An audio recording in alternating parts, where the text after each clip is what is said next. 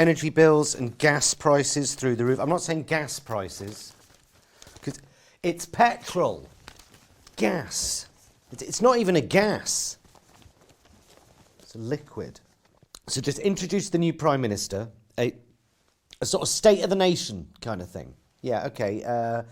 State of the nation. Well, I mean, it's just shit. No, everything is shit. Look, I'm a proud Brit, but, you know, let's face facts. There's no other word for it. It's just shit. In a few weeks, our gas and electricity bills are going to nearly double. And in January, they're going to treble. Millions of households will see a record 80% rise in their energy bills. A genuine social and financial catastrophe. Yes, energy prices are rising globally, but here they are so high, hard-working families can't afford to eat. Meanwhile, energy companies are posting record profits. Inflation, that's going up. Rising to another 40-year high in July. Soaring prices have triggered walkouts across the UK on trains, buses and at ports crucial to the UK's supply chains. So our trains aren't running, our airports are a nightmare. You can't get in or out of the country because of airline staff shortages and queues at border control. Our rubbish is piling up. Our health system is on life support. Even the bloody weather doesn't work. The hottest English day on record, a series of wildfires. Now, you might ask, well, what is the British government doing about all this? Well, the answer to that is nothing, which is as good a place as any to start. Jesus Christ, that was just the introduction. So Boris Johnson was finally forced to resign because he's a liar, but rather than leaving immediately and spending a relaxing summer on holiday, he decided to stay in charge and spend a relaxing summer on holiday. This is Boris Johnson off on holiday again. He's popped off to Greece. In fact, when he did actually bother to turn up to work, it made the front pages. When Prime Minister does some work, is front page news, you know you're in trouble. But hey, Boris is finally gone. Good riddance. Who cares? Time to introduce our new Prime Minister. Meet Liz Truss. Surely she has a plan to help save Britain.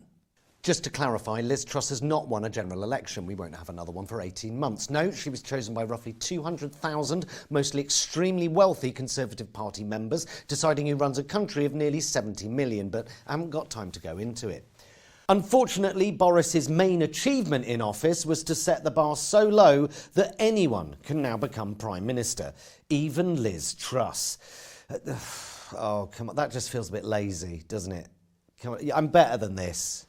I'm not just going to sit here and do some hack hit job on a politician who's 5 minutes into the job. How to describe Liz Truss? Well, I mean, if you take the social awkwardness of Theresa May, cross it with Boris Johnson's wild-eyed incompetence, add just a sprinkling of Maggie Thatcher's hatred of the working classes, and then just wipe off any residual charisma with a damp cloth, and you're kind of halfway there. I've done it again, haven't I?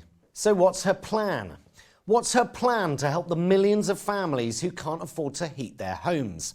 Well, she's ruled out a windfall tax on energy companies because it sends the wrong message to foreign investors, whereas thousands of frozen corpses of old people sat in armchairs is an Invest in Britain billboard in the making. What's wrong is taking money from people in taxes and then giving it back to them in benefits. This is hardly surprising because Liz Truss doesn't believe in handouts, even though she claims her Amazon Prime subscription on MPs' expenses.